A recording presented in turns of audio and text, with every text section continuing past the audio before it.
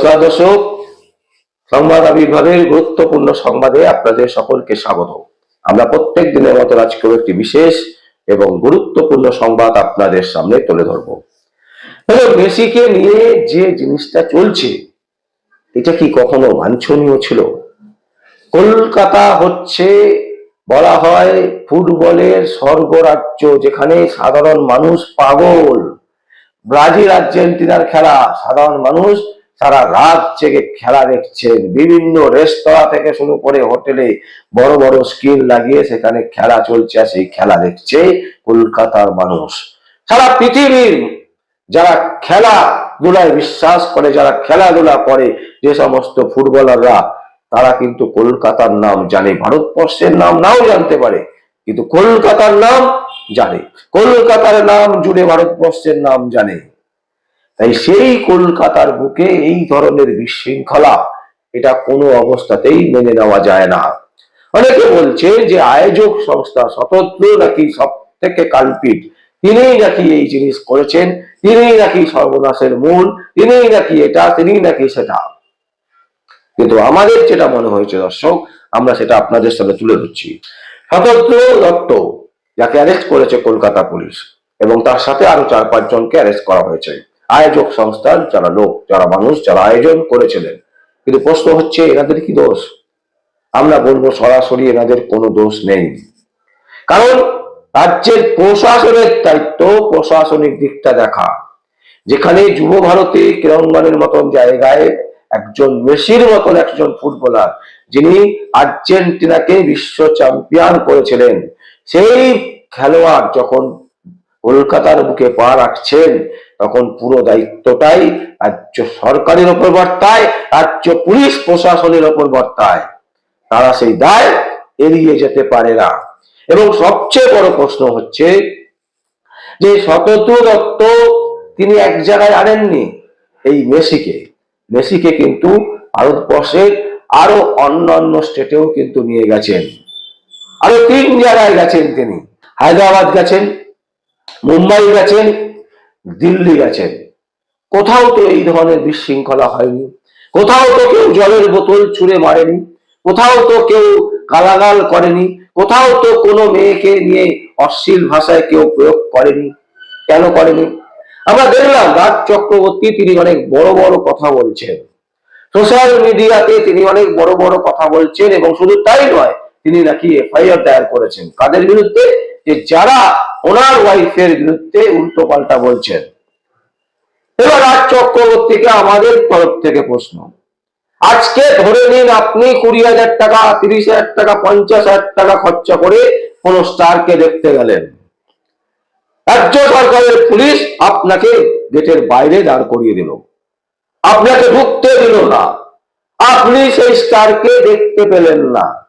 আপনি কি করবেন মশাই? আপনি কি করবেন? লালিপপ চুষবেন? আর আজকে আপনার ওয়াইফের বিরুদ্ধে যখন বলছে, আপনি এত গর্জাচ্ছেন, বাংলার বুকে এরকম শয়ে শয়ে মায়ের ধর্ষণের সময় আপনি কোথায় থাকেন? কোন ধর্ষণের ক্ষেত্রে আপনি কোন বাক্য ব্যয় করেছেন? আপনি বড় বড় কথা বলছেন, জিভ টেনে বের করে দেবেন, জিভ টেনে ছিঁড়ে দেবেন, এসব কথা বলছেন।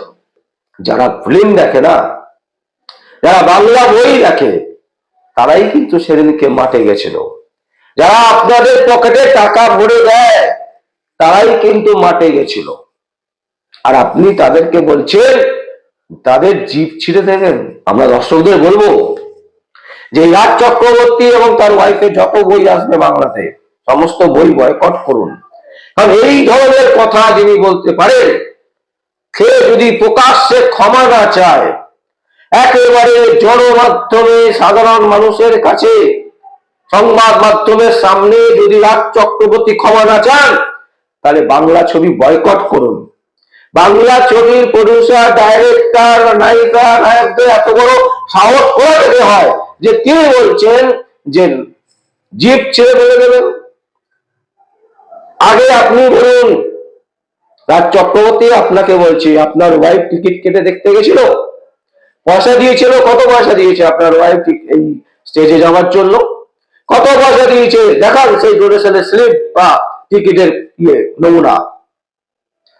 তাহলে বুঝবো বিনে পয়সায় গেছেন দেখতে, গিয়ে ভিড় করে আপনি সেলফি তুলছেন মেসির সাথে, আর সাধারণ মানুষ 10,000, 20,000, 50,000 টাকা দিয়ে টিকিট কেটে তারা দেখতে পাচ্ছে না, তারা বলবে না? আপনি হলে আপনি ছেড়ে দিতেন। আর অসভ্যতার চরম জায়গায় পৌঁছে গেছে টালিগঞ্জ। টালিগঞ্জের ফিল্ম ইন্ডাস্ট্রির একটা চূড়ান্ত অসভ্যতার জায়গায় চলে গেছে। আপনি দর্শকদের বলছেন যে জিপ ছেড়ে বেঁধে দেবেন, এত বড় সাহস, এত বড় স্পর্ধা। আমরা বলছি, সংবাদ পুরো দায়িত্ব নিয়ে বলছে, বাংলা ইন্ডাস্ট্রির এই সমস্ত ডিরেক্টর, পরিচালক, নায়ক, নায়িকাদের ছবি বয়কট করুন। তাহলে বুঝে যাবেন এনারা যে কত ধানে কত চাল। যারা দিনে খাইতে রাতে খেতে সেই পয়সা দিয়ে সিনেমা দেখে আপনাদের পকেট ভরাচ্ছে, আর তাদেরকে আপনারা গালাগাল করছেন।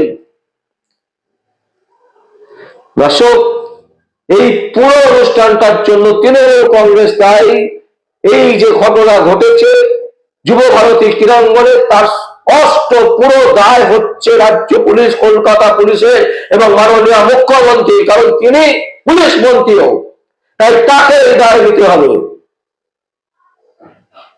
তিনি ক্ষমা চাইছেন।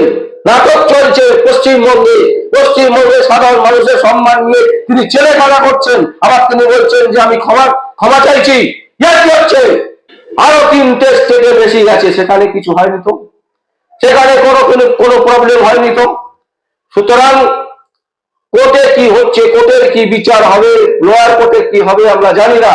হয়তো তাদের ইমিডিয়েট শুনে, পুলিশের কথা শুনে তাদের হয়তো জেল করে দেবে।